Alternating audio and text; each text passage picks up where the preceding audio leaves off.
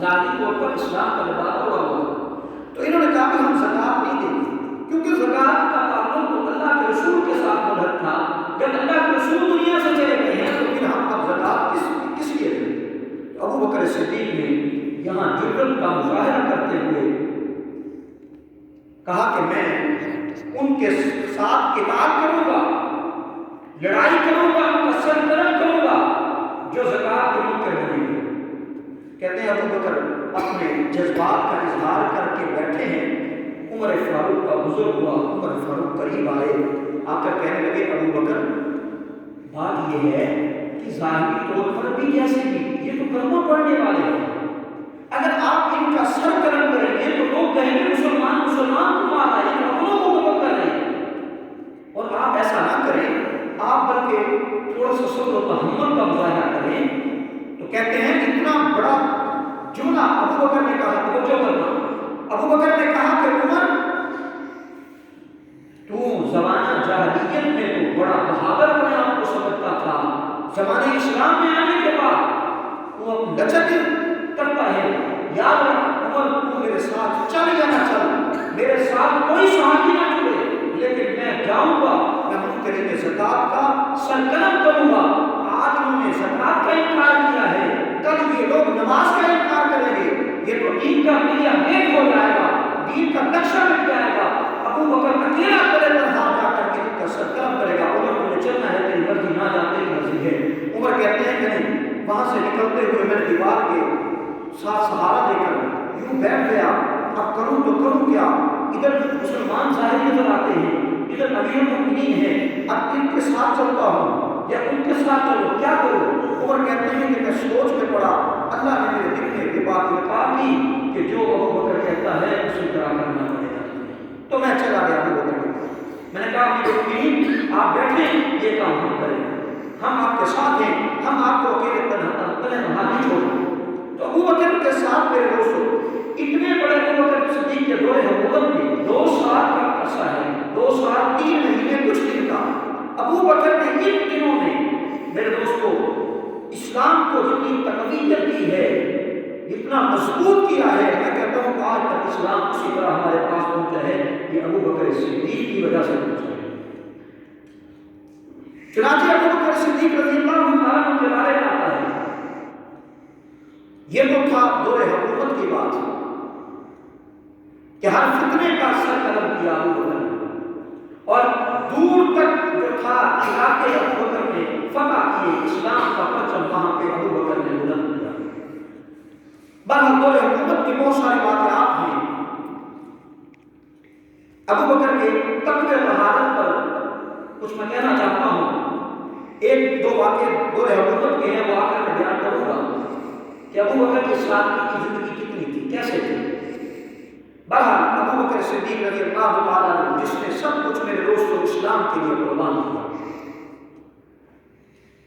جناب عمر فاروق رضی اللہ تعالیٰ عنہ کہتے ہیں مدینہ کے قرب و جوار کے اندر ایک بڑھیا نابینا رہتی تھی۔ عمر فاروق کہتے ہیں کہ میں نے سوچا کہ میں جا کر اس بڑھیا کے پاس جاتا ہوں، اسے کہتا ہوں کہ میرے گھر کی خدمت میں کر دیا کروں گا۔ عمر فاروق کہتے ہیں کہ میں گیا اور جا کر اس بڑھیا سے کہا کہ اما جان تیرے گھر کی صفائی بھی میں کیا کروں گا، تیرے گھر کا پانی بھی میں لایا کروں گا، کیونکہ تو معذور ہے، تیرے گھر کی خدمت میرے ذمہ۔ عمر فاروق کہتے ہیں کہ میں جب اس بڑھیا کے پاس پہنچا تو بڑھیا کہنے لگی بیٹا تیرے سے پہلے بھی کوئی آتا ہے یہ کام سارے کر کے جاتا ہے۔ عمر کہتے ہیں دوسرے دن میں جلدی نکلا، تہجد سے بھی پہلے نکلا، کیا جا کر دیکھوں گا کہ وہ کون ہے جو یہ کام سر انجام دیتا ہے، جو میں نیکی کا سوچتا ہوں وہ میرے سے پہلے کام کر کے جاتا ہے۔ عمر فاروق کہتے ہیں کہ دوسرے دن میں نکلا تو میں اماں کے پاس پہنچا تو بڑھیا نے کہا بیٹا وہ سارا کام کر کے آج بھی چلا گیا ہے۔ عمر کہتے ہیں کہ میرے دل میں آئی حسرت پیدا ہوئی کہ دیکھو یہ بندہ کون ہے۔ عمر کہتے ہیں کہ تیسرے دن میں جلدی نکلا تو میں بڑھیا کے پاس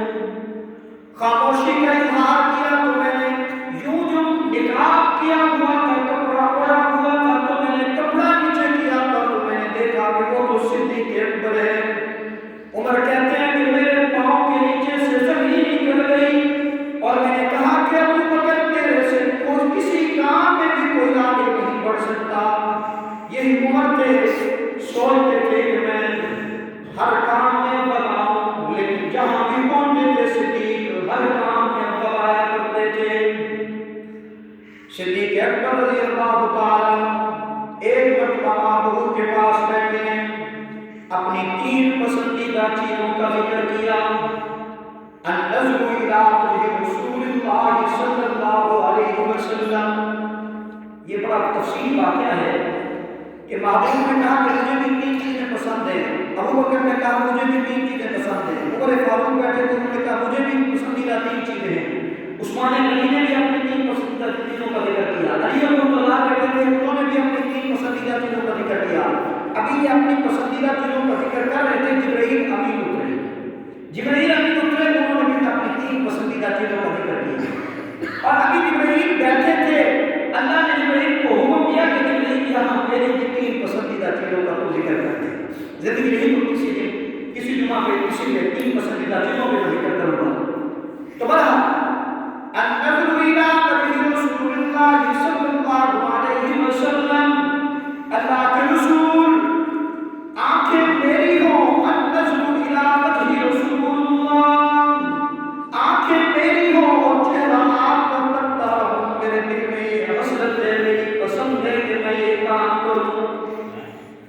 دوسری پسندیدہ چیز کا ذکر کیا، اللہ کے رسول مال میرا ہو، مال ابو بکر کا ہو اور میں پیغمبر کے قدموں پہ نشاور کر دوں، یہ بھی دونوں پوری ہو گئی۔ تیسری پسندیدہ چیز ابو بکر اپنی ذکر کرتے ہیں، اللہ کے رسول بیٹی میری ہو اور آپ کے نکاح میں دوں، ابو بکر کو یہ سب سے زیادہ پسند ہے، وہ بھی پوری ہو گئی۔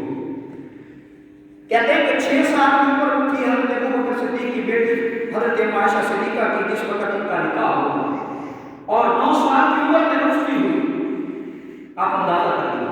تو بہرحال ابو بکر کے کیا کہنے، ابو بکر صدیق رضی اللہ تعالیٰ عنہ کے بارے میں محبوب فرماتے ہیں کہ دنیا میں میں نے سب کچھ دے دیا، ابو بکر ایک ایسا ہے جس کا میں نے کچھ نہیں دے سکتا، اس کے احسانات کا بدلہ میں نہیں دے سکتا، کل رب العالمین اپنی رحمت سے اس کو دیں گے۔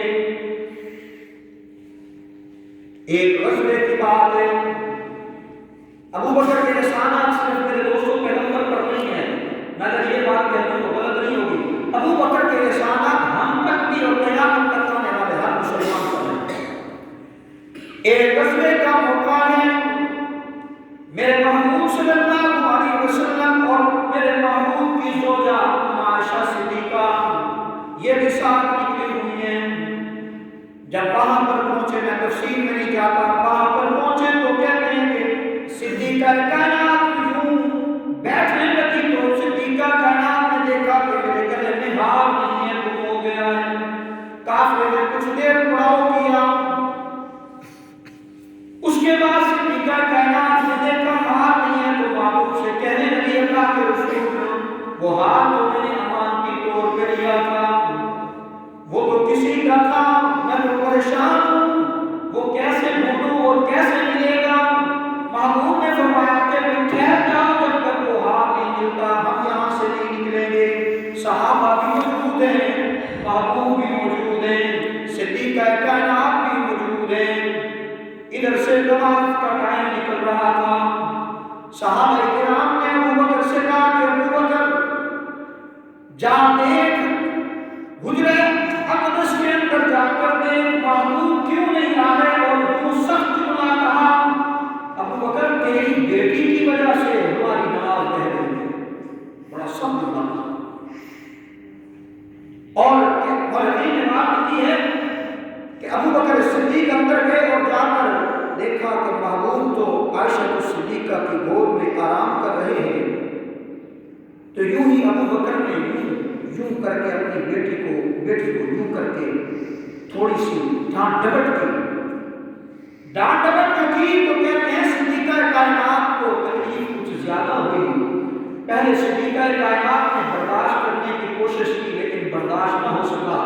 مورخین نے لکھا ہے کہ صدیقہ کائنات کا آنسو جو تھا وہ محبوب کے چہرے انور پہ آیا تو میرے محبوب کی آنکھ کھلی تو پوچھا کیا بات ہے؟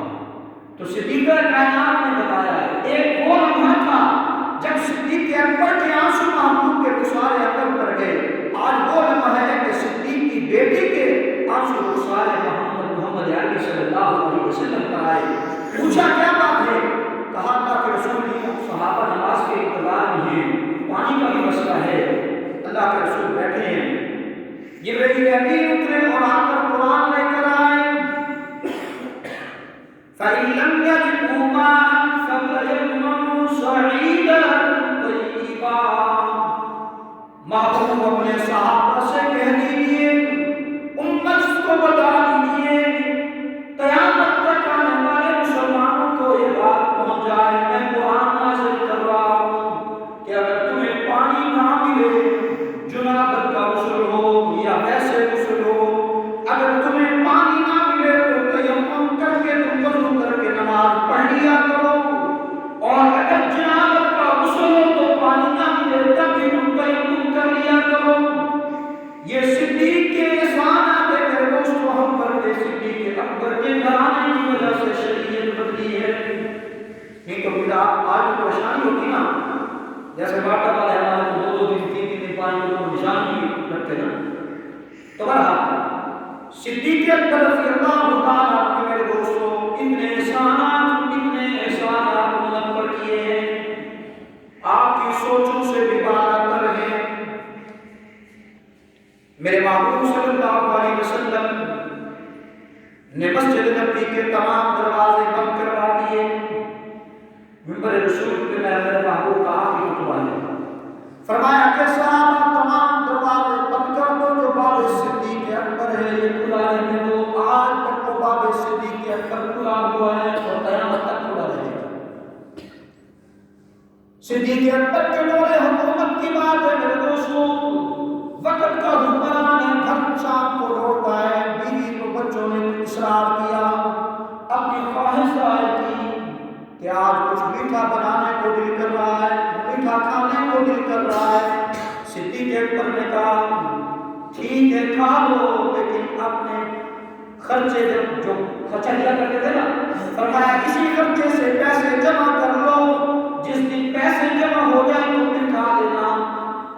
صدیق اکبر حضرت ابوبکر صدیق کی زوجہ محترمہ نے یوں کیا کہ وہ روزانہ کی آمدنی سے یا ماہانہ کی آمدنی سے پیسے جمع کرنے شروع کیے۔ جب حلوے جتنے میٹھا بنانے کے لیے پیسے جمع ہو گئے تو پھر حلوہ میٹھا بنایا، حلوے کا نام استعمال کرو، میٹھا بنایا، میٹھا بنایا تو صدیق اکبر گھر تشریف لائے۔ جب گھر آئے تو صدیق اکبر رضی اللہ عنہ کے سامنے وہ پیش کیا گیا۔ صدیق اکبر رضی اللہ عنہ نے پہلے سوال کیا کہ یہ کہاں سے آیا ہے، کس نے بھیجا ہے؟ صدیق اکبر کی اہلیہ نے زوجہ نے بتایا کہ یہ ہمارے اپنے خرچے سے بنا ہے۔ توجہ کرو، صدیق اکبر نے کہا اچھا، وہیں سے اٹھے اور بیت المال چلے گئے۔ بیت المال جا کر کے بیت المال کے نگران سے کہا، کلرک سے کہا کہ میری تنخواہ جو ہے میری آمدنی اتنی کم کر دو، مثلا میری تنخواہ اتنی کم کر دو۔ کیوں؟ ابوبکر صدیق کا اس یعنی اتنی اگر آمدنی ابوبکر کے گھرانے کو نہ ملے تو گزارا ہو سکتا ہے، تو لہٰذا وہ کم کر دو میری تنخواہ۔ اور یہ وقت کا حکمران ہے، پہلے دن جب میں عرض کرا تھا، پہلے دن جب میرے دوستوں تنخواہ کی بات ہوئی ہے بیت المال سے کہ وظیفہ ملے گا، تو کتنا وظیفہ ملے گا؟ تو ابوبکر صدیق نے کہا جتنا ایک مزدور کی تنخواہ ہے، اس یعنی مزدور اپنی مزدوری کما کر دیتا ہے، وقت کے حکمران کی تنخواہ بھی وہی مقرر کرتا ہے۔ 500 مزدور لیتا ہے تو 500 بادشاہ کو دیتا۔ یہ ہے اسلامی حکومت، لیکن یہاں تو سب کچھ ہڑپ دیا جا رہا ہے، یہاں تو غریبوں کی چیزیں نکلوائی جا رہی ہیں۔ کہا گیا تھا کہ میں اڑاؤں گا، تو بہرحال یہ وقت کا حکمران ہے ابوبکر صدیق نے سب کچھ میرے دوستوں یہ کر کے دکھایا ہے۔ ابوبکر صدیق رضی اللہ تعالیٰ عنہ کے دور حکومت میں جنگ ایک جنگ کے اندر مسلمان کذاب کو جس لشکر نے قتل کیا، اس لشکر میں سے 70 صحابہ قاری قرآن شہید ہوئے۔ یہ قاری قرآن جب شہید ہو رہے تھے تو عمر فاروق نے دیکھا ابوبکر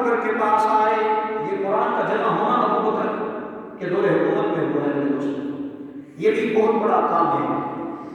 ابو بکر صدیق بیٹھے ہیں، عمر فاروق آئے اور آ کر کہنے لگے ابو بکر بات یہ ہے کہ یہ قرآن ہم اس کو لکھوا دیں۔ ابو بکر نے پہلے تو انکار کر دیا کہ یہ کام میں نہیں کرنا چاہتا، یہ کام میرے محبوب کے دور میں نہیں ہوا، یہ کام میں نہیں کرتا۔ تو عمر فاروق نے کہا ابو بکر بات یہ ہے کہ اس وقت حالات کچھ اور تھے، اب حالات کچھ اور ہیں۔ 70 صحابہ شہید ہو گئے جو حافظ قرآن تھے، قاری قرآن تھے۔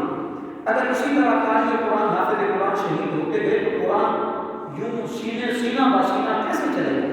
ابو بکر کے اصرار تھا کہ قرآن کو حفظ یاد کیا کرے۔ اب عمر فاروق نے دوسری رائے پیش کی کہ ابو بکر یہ تو ہم عربی لوگ ہیں نا، عربی لوگ ہیں، عرب جانتے ہیں، اجمی لوگ جو ہیں وہ قرآن کیسے یاد کریں گے جب ان کی زبان بھی نہیں ہوگی؟ اگر قرآن لکھا ہوگا تو ان کے لیے یاد کرنا بہت آسان ہو جائے گا، تو آپ ایسا کام کر لیجیے۔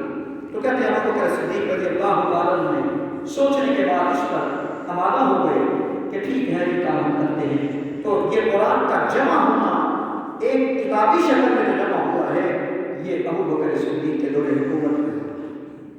ابو بکر صدیق نے اپنے دور حکومت میں میرے دوستوں اور بھی بہت سارے کام کیے ہیں۔ بہرحال میں ابو بکر صدیق کی وفات کی طرف آتا ہوں، ٹائم ختم ہونے والا ہے۔ خلیفہ رسول سیدنا صدیق اکبر رضی اللہ تعالیٰ عنہ کی وفات کا وقت جب قریب آیا، ابو بکر صدیق بیماری کے عالم میں ہیں۔ ابو بکر صدیق رضی اللہ تعالیٰ کو بخار کی اتنی شدت ہوئی، کہتے ہیں کہ جیسے بخار پیغمبر علیہ السلام کو ہوا اسی طرح صدیق اکبر کو ہوا۔ جیسے میرے محبوب کو منزل وفات کے اندر وہ زہر کا اثر واپس آیا، اسی طرح صدیق اکبر رضی اللہ تعالیٰ پر بھی زہر کا اثر واپس آیا۔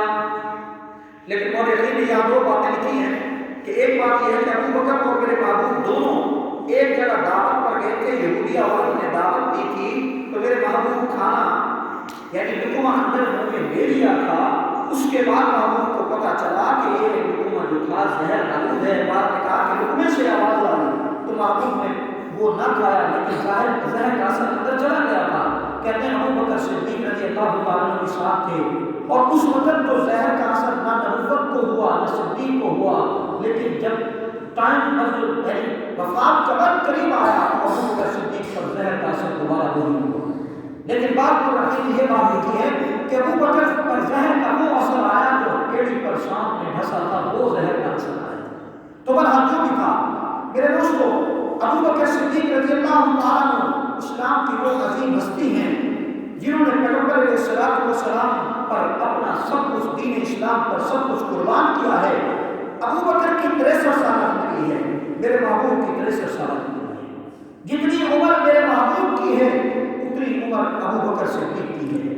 جس دن میرے محبوب دنیا سے خدا فرما گئے ہیں اسی دن ابو بکر صدیق دنیا سے گئے ہیں۔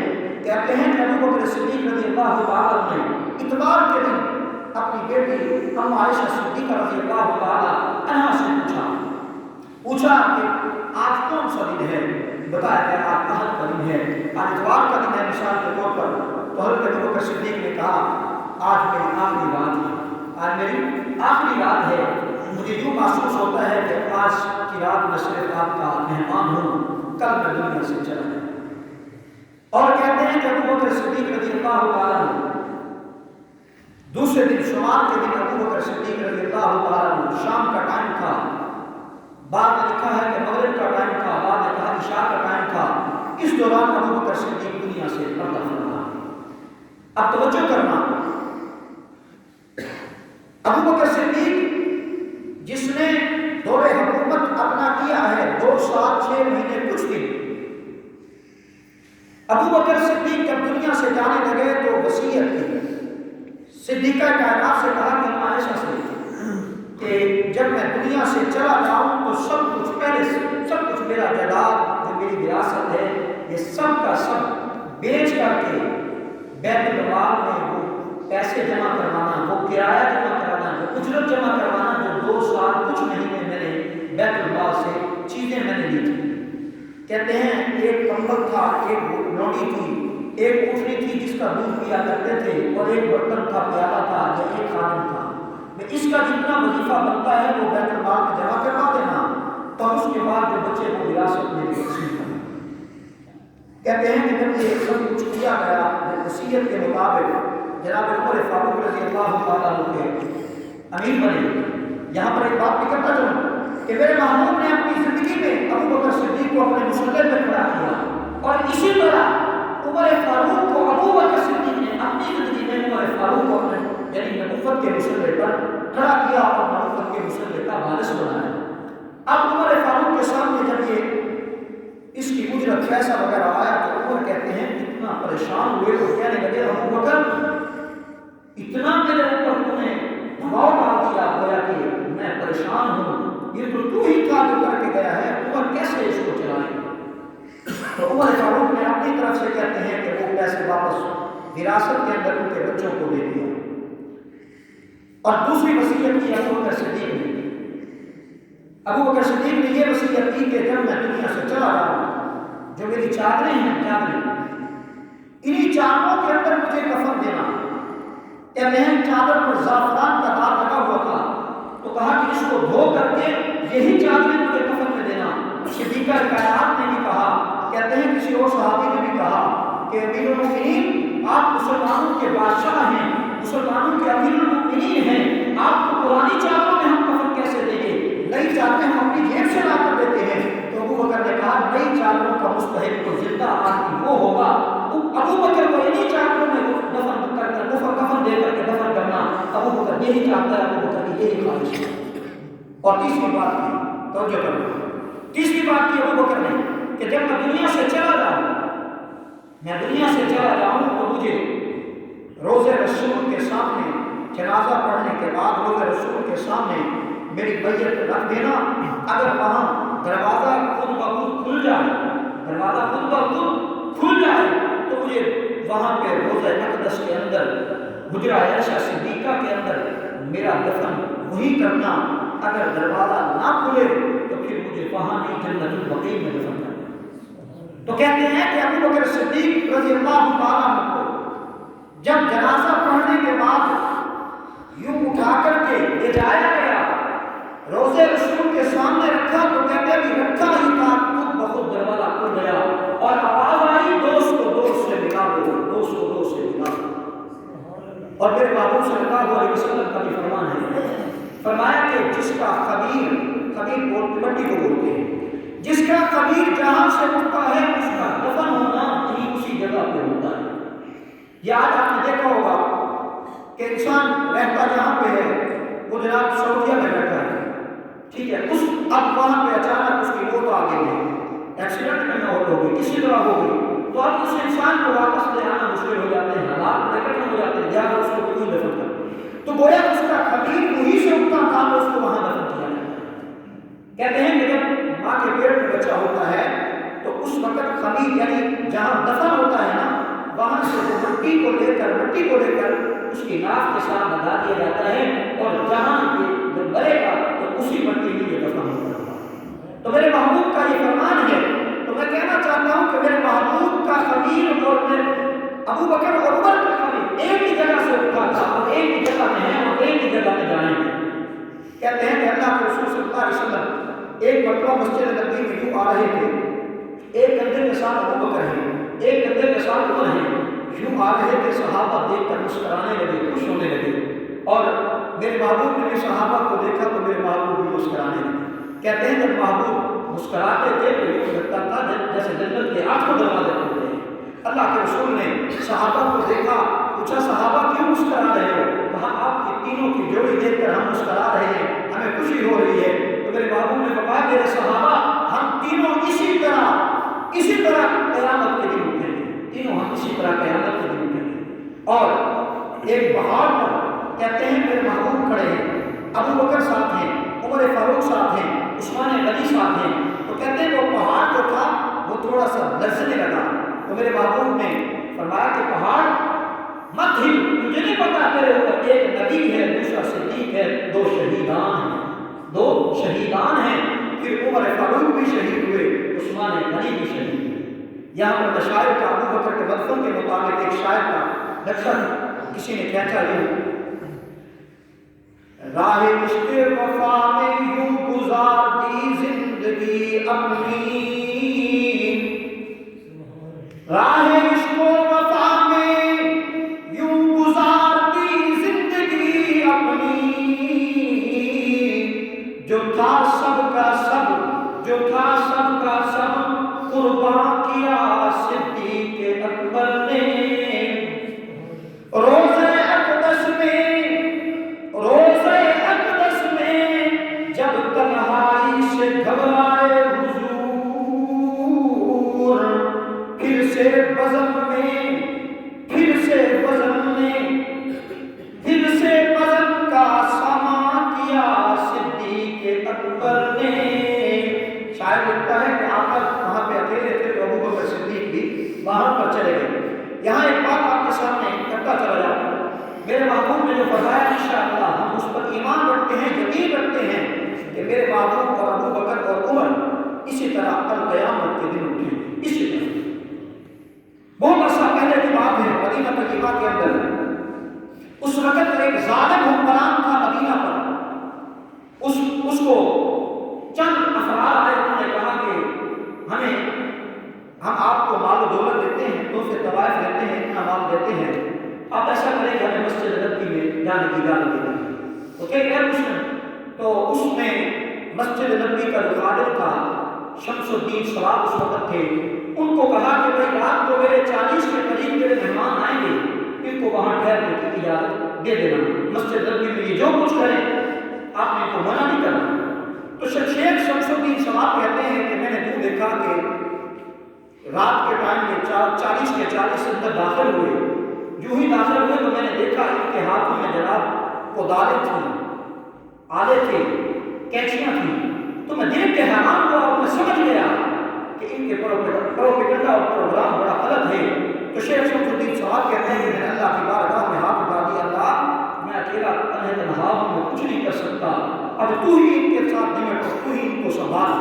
وہ شیخ شمس الدین صاحب کہتا ہے میں نے یوں دیکھا کہ جیسے زمین پھٹی اور دیکھتے ہی دیکھتے یہ 40 کے 40 زمین مسجد نبوی کے اندر نیچے دفن دس گئے، اور 176 سے لے کر 178 تک جو مسجد نبوی کے ستون ہیں، باب السلام سے آپ داخل ہوئے، جو گئے ہیں وہ دیکھ کے آئے ہیں، جو نہیں گئے اللہ سب کو لے جائے، آمین بول دیجیے۔ کہتے ہیں ترکی حکومت نے وہاں پر جب وہ ماربل لگانے تھے تو انہوں نے وہاں پر آج تک وہ کالے پتھر رسم کیے ہیں 176 سے لے کر 178 تک، کہ یہاں پر وہ کالے دفن ہوئے تھے، دھنسے تھے، جو ابو بکر صدیق اور عمر فاروق کی وہاں پر میت مبارک نکالنے کے لیے آئے تھے۔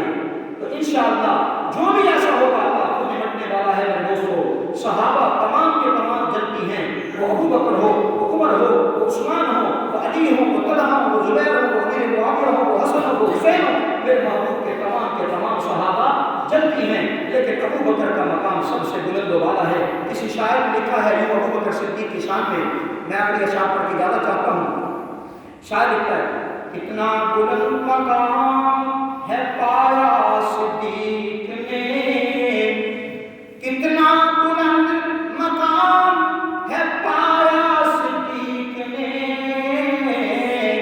بستر نبی کے ساتھ، بستر نبی کے ساتھ لگایا صدیق نے، اعلان مصطفیٰ پہ، اعلان مصطفیٰ پہ کہا حاضر میرے حضور،